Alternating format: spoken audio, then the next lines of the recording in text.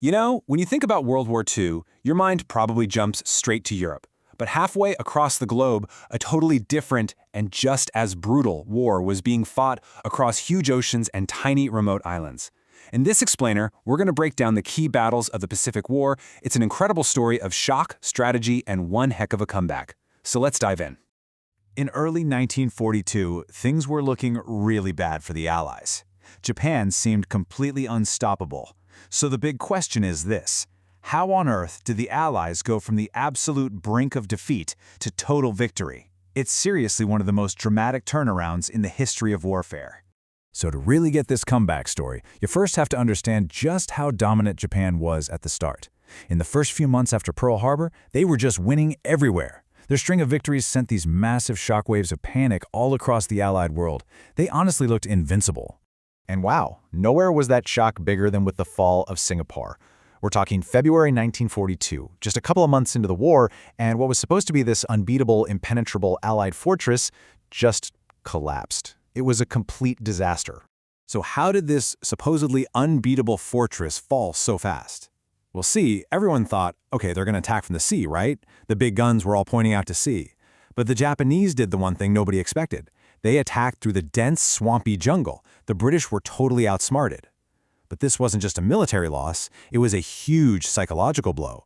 That whole idea that European powers were just unbeatable in Asia, yeah, that was completely shattered, gone, overnight.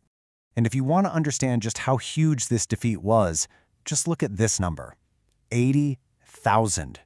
Around 80,000 British, Australian, and Indian soldiers surrendered to a much smaller Japanese force.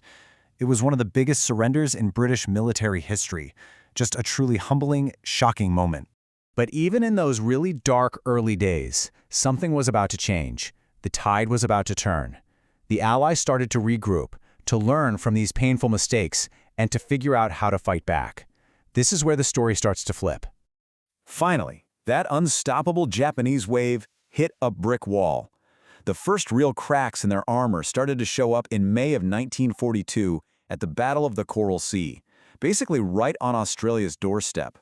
Now, this battle was a total game changer. For the first time ever, a whole naval battle was fought by airplanes launched from aircraft carriers, these giant floating airfields. The actual warships never even fired at each other. They never even saw each other. Think of it like two giant floating airports throwing planes at each other from hundreds of miles away. So what's the big deal? Well, for the very first time, Japan's seemingly unstoppable advance was stopped cold. It wasn't a clear-cut victory, but it sent a powerful message. The Japanese Navy could be beaten. And the Coral Sea? That was just the warm-up act. Because what came next? Well, this is the big one. The Battle of Midway, just 1 month later. If you're going to remember one single turning point in the Pacific War, this is it. The American secret weapon here wasn't a bigger gun or a faster plane. It was brains. U.S. codebreakers had done the impossible. They'd cracked Japan's secret naval codes. So they knew exactly what Japan was planning, and they laid the perfect trap. The result for Japan was an absolute catastrophe. In one devastating ambush, the U.S. Navy destroyed the very heart of the Japanese fleet. And crucially, they didn't just lose ships, they lost their best of the best pilots. And you just can't replace that kind of experience quickly. And this number? This number says it all. 4. That's how many of Japan's absolute best aircraft carriers, the core of their navy, were sunk, gone, in the space of just a few hours. So let's be super clear here. Midway was the turning point, no question. Before this battle, Japan was on the attack. After Midway, the whole dynamic flipped. The United States took the initiative, and they would stay on the offensive for the rest of the war. Okay, so Midway was huge, but the war wasn't over, not by a long shot. The Pacific Ocean is just massive. It's huge, and it's filled with thousands of these tiny islands that Japan had turned into mini fortresses. So how do you cross that enormous distance to get to Japan? Well, the Allies came up with a new, long, and very difficult strategy to do just that. The first bloody test of this new offensive was a place called Guadalcanal. For 6 long months, U.S. forces fought in what can only be described as a jungle hellscape. This was just a grinder, brutal, close-quarters fighting in the jungle, in the mud, on land, at sea, and in the air. This was the start of the long, hard road to Japan.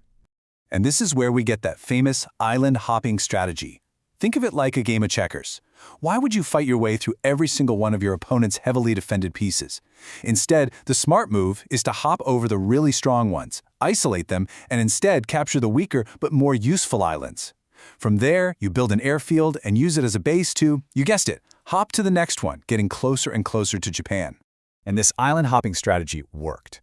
By late 1944, it had carried the Allies right up to the Philippines. And it was here, in the waters around these islands, that the stage is set for the biggest naval battle in all of human history, the Battle of Leyte Gulf. Japan knew this was their last chance, and they threw everything they had left into this fight, including a terrifying new tactic, the first organized kamikaze suicide attacks.